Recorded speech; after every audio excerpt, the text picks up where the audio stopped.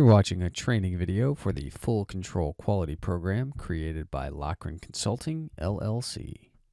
This video will cover an example observation from creation to completion.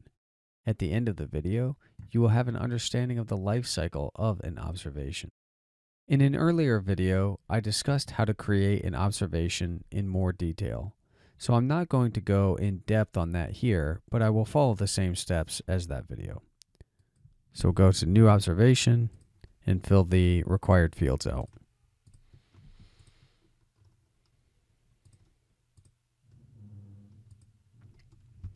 And you'll see that I'm the observation owner, and that will be important because it will show up under My Observations.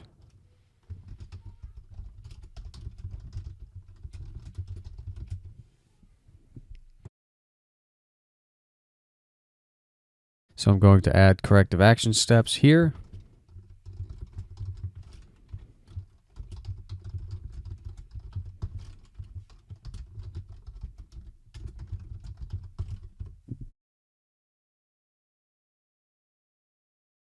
And I can see that the deadline to set the target date is 1 week from today, based on the business rules. And that's when I need to set this target completion date. But I think it's going to take me about 2 weeks to complete this observation, so I'll set it for 2 weeks out. And that's fine. Note that if you set it out too far, the system will either not allow you to do that, or it will require input from regulators. These rules are set by the regulators in another section. So typically, we wouldn't complete all of the corrective action steps immediately. Most things will take some time to do the work, but to give you the example, I'll complete all of these indicating that they're all done. And as soon as I click off of this, you'll see that another subform will appear down here.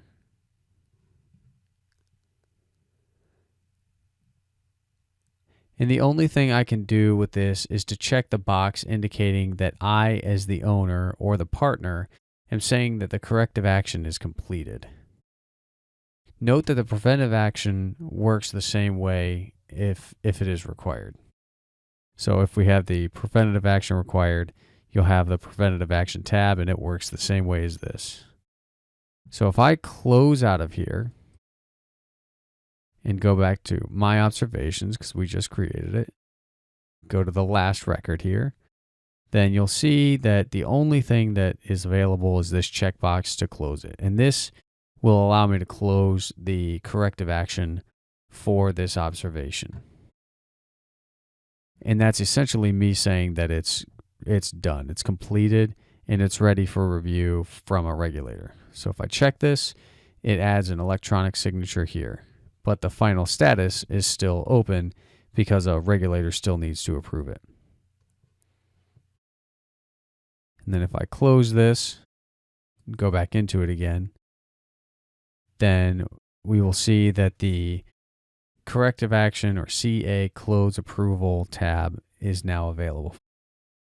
Note that only regulators and above will see this tab. This is where a regulator can close it. But before I do that, I want to show you the Close History tab. So this shows that I, as the owner, performed the initial close on April 22nd, but that it's still pending approval from a regulator. And we know that because the rest of the fields are still blank. At this point, a regulator will go into the CA Close Approval tab. They will click on the Approval Status box, which gives a drop-down, and then they can choose either accepted by QA or rejected by QA. If they choose to reject it, comments must be filled in. So if they're not, the system will cancel the action. So I'll demonstrate that.